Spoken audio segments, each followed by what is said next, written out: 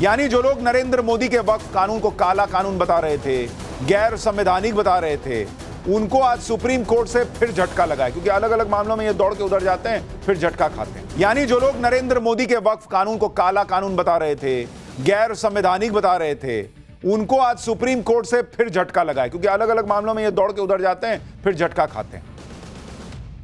और ऐसे लोगों के लिए सबसे बड़ा झटका तो ये लगा बॉस कि नरेंद्र मोदी ने जो फैसला किया था कि कागज नहीं तो वक्फ नहीं बॉस, इस देश में वो नहीं चलेगा कि कागज नहीं दिखाएंगे, कागज दिखाना पड़ेगा तभी वक्फ कर सकते हो। वक्फ बाय यूजर का जो कानून था उसे नरेंद्र मोदी ने खत्म कर दिया कि जहां उंगली रख दी वो हो गया, हमने कर दिया वक्फ, गांव के गांव वक्फ कर दिया। भैया कागज तो दिखाओगे। अब सुप्रीम कोर्ट ने भी ठप्पा लगा दिया कि भाई वक्फ बाय यूजर वाला मामला नहीं चलेगा। सुप्रीम कोर्ट ने वक्फ एक्ट में क्या रोका है, क्या छोड़ा है, ओवैसी से लेकर मौलानाओं का क्या हाल हुआ है, इंडी गठबंधन क्या कह रहा है, इसमें उसको कौन सी जीत दिख गई है, पीएम मोदी ने वक्फ एक्ट बदला, अब सुप्रीम कोर्ट के फैसले के बाद देश में क्या क्या बदल जाएगा, आज आपको इस सब के बारे में बताऊंगा। लेकिन सुप्रीम कोर्ट के फैसले के बाद जो माहौल बना है, पहले उसका ट्रेलर देखिए।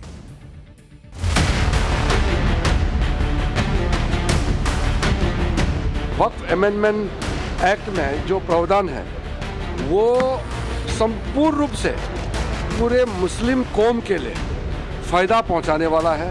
हमारा शुरू से बोलना यह है कि किसी भी धर्म में कोई भी शख्स अपने धर्म को या किसी और के धर्म को जब देता है तो यह कानून नहीं है। सरकार की साजिश और सरकार की मंशा पर माननीय उच्चतम न्यायालय ने बड़े पैमाने पर रोक लगा दी है।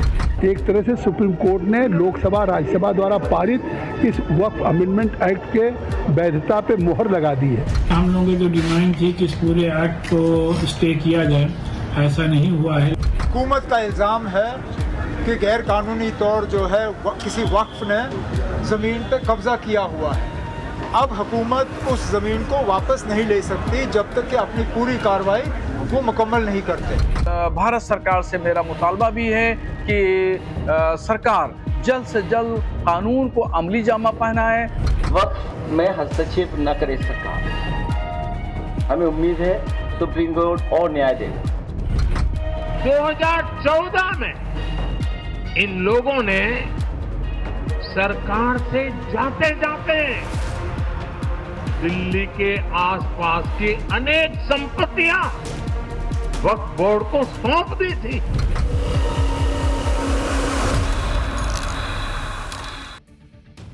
नरेंद्र मोदी के वक्फ कानून पर बड़ी बात यह है कि सुप्रीम कोर्ट ने इस पर रोक नहीं लगाई।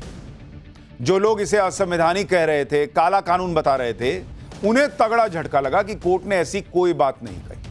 नरेंद्र मोदी ने वक्फ कानून में जो बड़े बड़े रिफॉर्म किए, वो सारे रिफॉर्म ऑलमोस्ट वैसे के वैसे ही सुप्रीम कोर्ट ने बरकरार रखे। और नरेंद्र मोदी ने क्या क्या बदलाव किए थे और वो बदलाव सुप्रीम कोर्ट के फैसले के बाद भी कैसे जस के तस से, पहले आपको इसके बारे में बताता हूं। पहला बड़ा बदलाव जो नरेंद्र मोदी सरकार ने किया था कि वक्फ बाय यूजर की छुट्टी कर दी। इसकी अभी भी वापसी नहीं हुई। सुप्रीम कोर्ट ने भी कहा कि ना इसको वापस लाने की जरूरत नहीं है। दूसरा बड़ा बदलाव नरेंद्र मोदी ने किया था कि बोर्ड में गैर मुसलमानों की एंट्री का प्रावधान रख दिया था। सुप्रीम कोर्ट ने भी बरकरार रखा भाई कि गैर मुसलमान रहेगा वक्फ बोर्ड में। उल्टे कोर्ट ने गैर मुसलमानों की संख्या भी तय करके अपनी मुहर लगा दी कि भाई इतना तो रहना ही रहना होगा। तीसरा बड़ा बदलाव नरेंद्र मोदी ने किया कि वक्फ बोर्ड में महिलाओं को हक दो, बोहरा समुदाय के लिए अलग से वक्फ बोर्ड बनाओ। ये सारे बदलाव भी जस के तस रहेंगे, कोर्ट ने इनको भी नहीं छेड़ा कि ना ठीक काम है, रहने दो। चौथा बदलाव, सरकारी संपत्तियों से भी वक्फ का कब्जा हटाने के लिए प्रावधान किए, नए कानून में नियम बनाए और उन नियमों पर कोर्ट ने रोक नहीं लगाई। पांचवा बदलाव, एएसआई की जो संपत्ति होती है उसको वक्फ के कब्जे हटाने के लिए नए नियम बनाए गए, उस पर से उन नियमों को भी कोर्ट ने नहीं हटाया।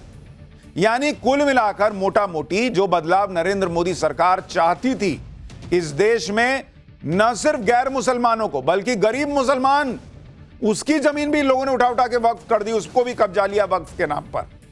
वो खत्म होना चाहिए।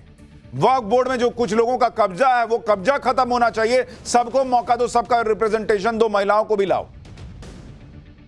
तो जो बदलाव मोदी सरकार ने किया, लगभग सारे वो बदलाव कोर्ट में भी मान लिए गए और कोर्ट ने उनमें से ज्यादातर चीजों पर रोक नहीं लगाई। किस पे लगाई वो आगे बताऊंगा। सबसे बड़ी बात जो रही कि वक्फ बाय यूजर के जिस प्रावधान को नरेंद्र मोदी ने रद्द किया था, उस प्रावधान की वापसी सुप्रीम कोर्ट के फैसले के बाद भी नहीं हो पाई।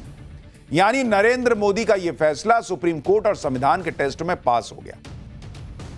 वक्फ बाय यूजर का मतलब ऐसी संपत्तियों से है जिनका लंबे समय से धार्मिक या धर्म के कार्यों में इस्तेमाल हो रहा होता है और इस वजह से उन्हें वक्फ की संपत्ति मान लिया जाता है कि नहीं, बहुत दिन से हम कर रहे हैं तो ये वक्फ कर दिया हमने। मान लीजिए कोई जमीन है, आपने कहा हम बहुत दिन से यहां नमाज पढ़ रहे हैं, हम बहुत दिन से यहां पे कोई कार्यक्रम कर रहे हैं, धर्म का कर रहे हैं, अब ये वक्फ कर दिया मैंने, तो वक्फ बाय यूजर हो गया, वक्फ बाय यूज हो गया। भले ही औपचारिक दस्तावेज हो ना हो, फर्क नहीं पड़ता था। वक्फ संशोधन कानून में वक्फ बाय यूजर के प्रावधान को ही हटा दिया गया कि बहुत ऐसे कैसे चलेगा, कागज है ये नहीं, आप कह रहे कि नहीं हम तो कर दिए तो कर दिए। तो याचिकाकर्ताओं ने इसका बड़ा विरोध किया कि अरे वक्फ बाय यूजर कैसे हटा दीजिएगा, ये तो मुसलमानों के साथ अन्याय हो जाएगा। सुप्रीम कोर्ट ने वक्फ बाय यूजर के कॉन्सेप्ट को सही नहीं माना और कहा कि कई बार इसका गलत प्रयोग होता है, इसलिए वक्फ बाय यूजर पर रोक जारी रहेगी। कोर्ट ने कहा कि वक्फ का कानून 1923 से है, अगर मुतवल्ली ने 102 साल से वक्फ का रजिस्ट्रेशन नहीं कराया जैसे पहले के कानून में प्रावधान था, तो वो कैसे दावा कर सकता है बॉस कि बिना रजिस्ट्रेशन के भी वक्फ संपत्ति मानी जाएगी? इतने साल से आप रजिस्ट्रेशन नहीं करा रहे हैं और आप कह रहे हैं कि ना हम तो कराए भी नहीं, कागज भी नहीं दिखाएंगे, हमने कह दिया वक्फ तो वक्फ। सुप्रीम कोर्ट ने कहा कि ऐसा नहीं चलेगा, कानून में जो है वो आर्बिट्रेरी नहीं है। याचिकाकर्ताओं की दलील थी कि ऐसी कई पुरानी संपत्तियां हैं जिनके कागज मौजूद नहीं है, ऐसे में वक्फ बाय यूजर का प्रावधान हटाने से इन संपत्तियों पर संकट आ जाएगा। लेकिन कोर्ट ने माना कि रजिस्ट्रेशन की एप्लीकेशन के लिए वक्फ डीड की जरूरत नहीं होती। अगर ओरिजिनल डीड नहीं है तो एप्लीकेशन देकर सारी जानकारी दी जा सकती है। कोर्ट ने कहा कि इसलिए उनका यह मानना है कि अगर 30 साल से मुतवल्ली ने संपत्ति को रजिस्ट्रेशन नहीं कराया तो अब उनकी यह दलील नहीं मानी जा सकती। कोर्ट ने कहा कि अगर कानून में एप्लीकेशन के साथ साथ वक्फ डीड की कॉपी मांगी जा रही है तो उसे मनमाना नहीं कहा जा सकता। कोर्ट ने कहा कि अगर कई सरकारी संपत्ति पर अवैध कब्जा है और वक्फ बाय यूजर के प्रावधान को हटाकर ऐसे कब्जों को रोका जा रहा है तो पहली नजर में वक्फ बाय यूजर के प्रावधान को हटाना मनमाना नहीं कहा जा सकता। यानी कोर्ट भी मान रहा है बॉस कि वक्फ बाय यूजर बोल के आप जो है वो कहीं भी उंगली रख दीजिएगा, कह दीजिएगा कि ना कर दिया। आप घर बनवाते हैं, रजिस्ट्री कराते हैं ना बॉस, कागज कराते हैं ना कि ये 30 साल छोड़ देते कि ना मेरा घर है अब हम नहीं कराएंगे। तो वैसे ही अगर आप वक्फ कर रहे हैं तो उसके पहले कागज बनवाइएगा ना। नए वक्फ कानून के विरोध में सबसे बड़ा मामला वक्फ बाय यूजर का ही था, क्योंकि कई राज्यों में वक्फ बाय यूजर के नाम पर ही सारी वक्फ संपत्ति क्रिएट हो रही थी। यही वजह है कि असदुद्दीन ओवैसी ने कहा था कि अगर वक्फ बाय यूजर खत्म हो गया तो बड़ी मुश्किल हो जाएगी। तो अब जिनको यह समझ में नहीं आ रहा है कि वक्फ बाय यूजर खत्म हो गया तो क्या होगा, वो ओवैसी का पुराना बयान सुनिए, आपको समझ में आ जाएगा कि क्या होगा।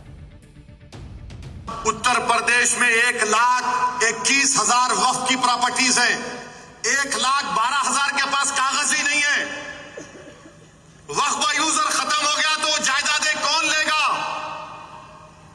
वो जायदादें कौन लेगा बताओ? तुम्हारे पास लीगल उसके ऊपर इख्तियारी नहीं होगा, कोई भी घुस जाएगा।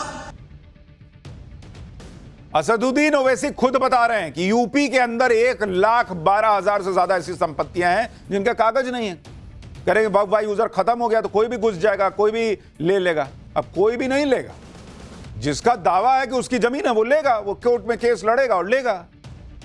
आज सुप्रीम कोर्ट का फैसला देखने के बाद ओवैसी के इसलिए होश उड़े हुए हैं। ओवैसी का आज क्या हाल है, मौलानाओं का क्या हाल है, ये आगे आपको बताऊंगा। लेकिन कुछ लोग बिना कुछ समझे सुप्रीम कोर्ट के आज के फैसले पर उछल रहे हैं। ये लोग वक्फ कानून के कुछ प्रावधानों का हवाला देकर कह रहे हैं कि सुप्रीम कोर्ट ने इन प्रावधानों पर रोक लगाकर नरेंद्र मोदी को झटका दे दिया, जबकि सच यह है कि इन प्रावधानों पर रोक से कुछ ज्यादा फर्क पड़ने वाला नहीं है।